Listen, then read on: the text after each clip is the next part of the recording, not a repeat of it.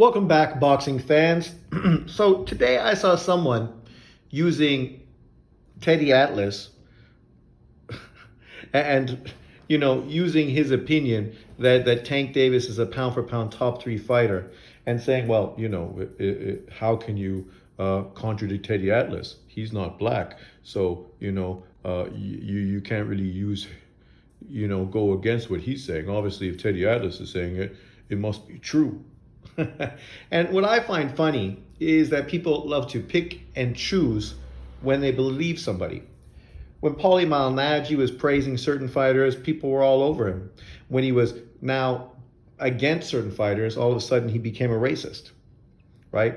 When Teddy Atlas was calling Lomachenko the best fighter in boxing and pound for pound number one, people were shitting on him, literally calling him a racist.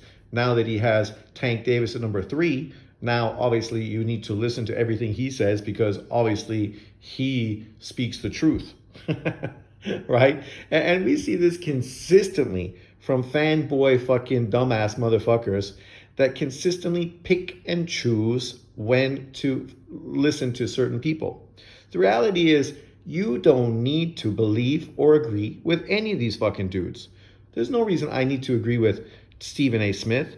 ESPN is far from racist. Yet when ESPN was doing things these guys were critical of, like giving Lomachenko praise, all of a sudden ESPN became racist.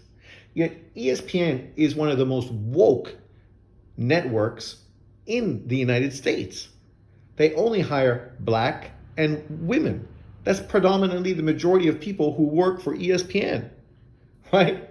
They're going to get a transgendered woman or whatever in there soon too, for sure.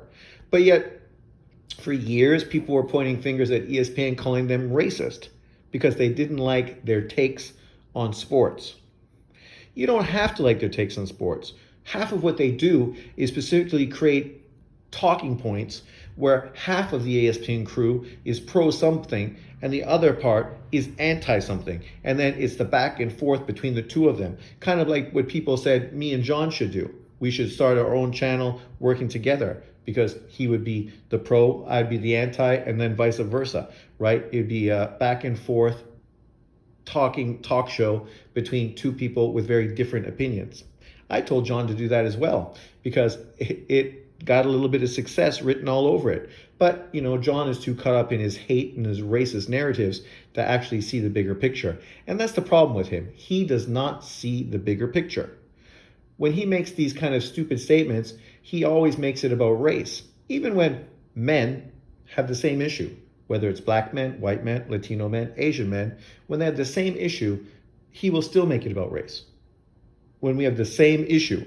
Now here is a guy that, of course, guys like John and others have been hypercritical of, hated on, called a racist. So because he's right now saying that Crawford and Inoue are the two best fighters in boxing, and John has Inoue not even in his top 10 now. So then I should take what he says as the gospel truth, right? Because, he said it. If Teddy Atlas could say that Tank Davis is number three, then obviously this guy's saying that Inoue is one or two. Let's listen. Who is the best fighter in the world right now? Yeah. It's either Inoue or it's Terrence Crawford. There are some people who might still argue for Canelo, but at this point, I think it's either Inoue or Terrence Crawford. And if Crawford would go into the ring and master Canelo, if he could attract that fight and make it happen and get a win over Canelo, I'm not sure what Inoue could do, given the opposition in his weight class, that would equal that achievement. That's true. What he'd have to do is probably go up and fight Tank Davis, maybe at a catch weight of like 132, right? And that's true. That's why I don't think Crawford needs to go up and fight Canelo, and I don't think Inoue needs to go up and fight Tank Davis. But the fact is, what they're doing is obviously great, and both of them deserve their credit. The problem is with guys like JB, he doesn't want to give Inoue credit, but yet he cries and complains that people don't want to give Tank Davis credit. Within the black boxing community, American community, people don't want to give Tank Davis credit. And it's not based on race. This is black YouTubers, the LDBC. The LDBC are all in on Devin Haney and all against Tank Davis, just like we saw recently with the whole Errol Spence Bud Crawford situation. So none of that is based on race, yet these people still have similar opinions. What they're saying is that Tank Davis sells, but he hasn't done anything in boxing. And he needs to fucking get off his ass and take on the best opponents available.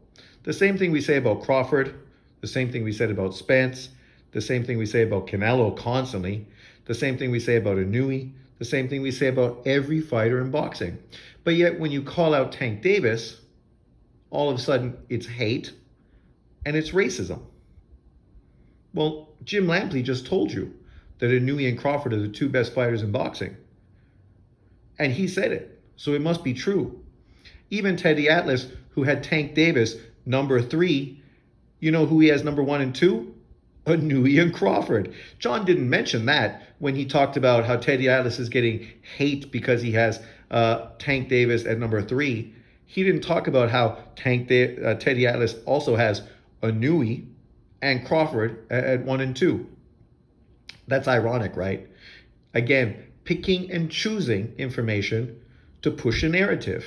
And he said, how can it be a narrative if Teddy Atlas said it? Teddy Atlas fucking pushes narratives just like everybody else. What are you talking about? Because Teddy Atlas said it, that doesn't make it less of a narrative. It just makes it his narrative. The same way that when he said Lomachenko was number 1, you and others said that he was pushing a narrative and he was racist. What's changed? Nothing. The only difference is when Lomachenko was getting praised, he was a white European. Tank Davis is getting praised, he's a black American. So of course guys like JB are going to be all over the support for the black American fighter and then throwing stones and being critical of the guy that's supporting the white European. And the irony is here is he's literally calling out people for hating on Teddy Atlas. The hypocrisy, right? And of course, he's not going to believe Lampley, but Lampley obviously has been involved with boxing for a long, long time. He's not ignorant. He's not stupid. He's saying what the majority of people in the sport of boxing are saying, unless it's people that are specifically trying to push a particular narrative. Because everybody else that's a trainer, a promoter, the media, and involved in the sport of boxing has Crawford, Inoue, and Usyk as the top 3 fighters in the sport, with Canelo Alvarez in there as well. And then obviously, as I said in my video that was hating on Tank Davis, I said, at this point, I can even see Tank Davis being number 5 above Beterbiev and Bivol. And maybe I'm just drinking the Kool-Aid from his fantastic performance this weekend. That would not be surprising. But somehow that's taken as me hating on Tank Davis. So me saying that if you have Tank Davis at number 5, I'm not too critical of it. And maybe that's just me drinking the Kool-Aid. Maybe he still deserves to be behind Bivol and Beterbiev. But I can see why people would put him at number 5 above them. Somehow this is me hating on Tank Davis. But yet this is a guy who didn't put Inoue in his top 10. But I'm the hater. Explain that to me, right? That's the ridiculousness of these kind of back and forth arguments. Because even when you expose people for their blatant fucking hypocrisy, blatant racism, and blatant stupidity, what they're going to do is come out with a video and blatantly lie and say things that aren't true, and once again be caught on video lying. Once again, he came out saying that Leo Santa Cruz had 2 fights at 130 pounds before he faced Tank Davis. It's not hard to go to BoxRec and check the facts. Leo Santa Cruz moved up to fight a bum-ass dude for Tank Davis's vacant title, beat him in a boring, terrible performance, which definitely did not highlight the fight as a potential fight between him and Tank Davis, because he didn't get the knockout, he wasn't impressive, he looked like crap. But nonetheless, he was still the guy to help Tank Davis do his first pay-per-view fight, so the fight was still made, even though Leo Santa Cruz's performance was abysmal. And then, of course, he got knocked out by Tank Davis, just like we all knew he was going to. But this guy comes out and consistently tries to justify that as being some significant win by acting as if somehow Leo Santa Cruz had come up to 130 and had done something significant. He didn't have two fights at 130. Go check BoxRec. It's right there, clear as day. But this is the kind of people you need to talk with on YouTube.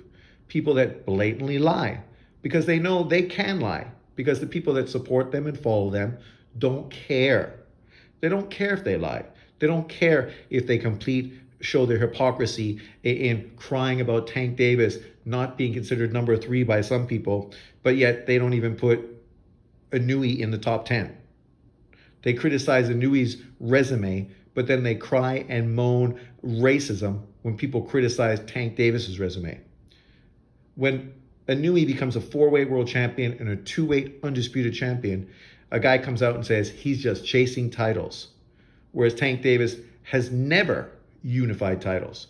He's almost the exact same age as Inoue. He's a 2-weight world champion.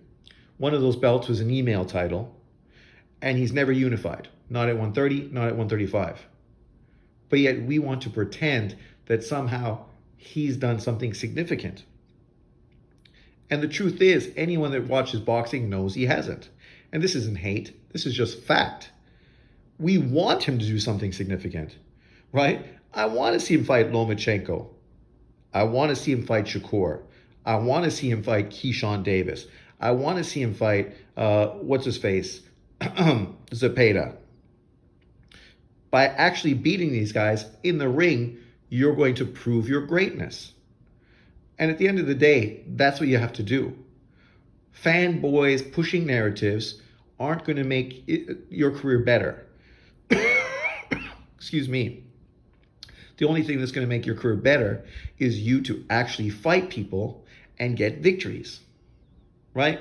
And we can be critical of Inoue too. His next opponent, not a great opponent. His mandatory afterwards, it's a mandatory for 2 titles. So it is what it is. But to finish 2024 with these 2 opponents, it's not making a huge statement. But to be fair, it doesn't even matter. Because if he fought MJ Akhmedov, guys like JB wouldn't give him credit anyway. So he might as well go fight 2 guys that are easy pickings, get 2 impressive knockouts in his resume, fill his bank book with big cash, and just develop into 126 pounds before he moves up to join a select group of fighters, historical legends that were 5-weight world champions. And that's where Inoue is. Right on the precipice of greatness. And there's nothing you can say or do to take that away. There's literally less than 10 fighters in boxing history who've become 5-weight world champions. And when Inoue moves to 126, that's the goal. And depending on who he fights, it's a very attainable goal as well. But, people are going to hate, people are going to push narratives. Right now, I'm doing the same thing. I'm using Jim Lampley, who just said that Inoue and Crawford are the 2 best fighters in boxing. So, put that in your pipe and smoke it.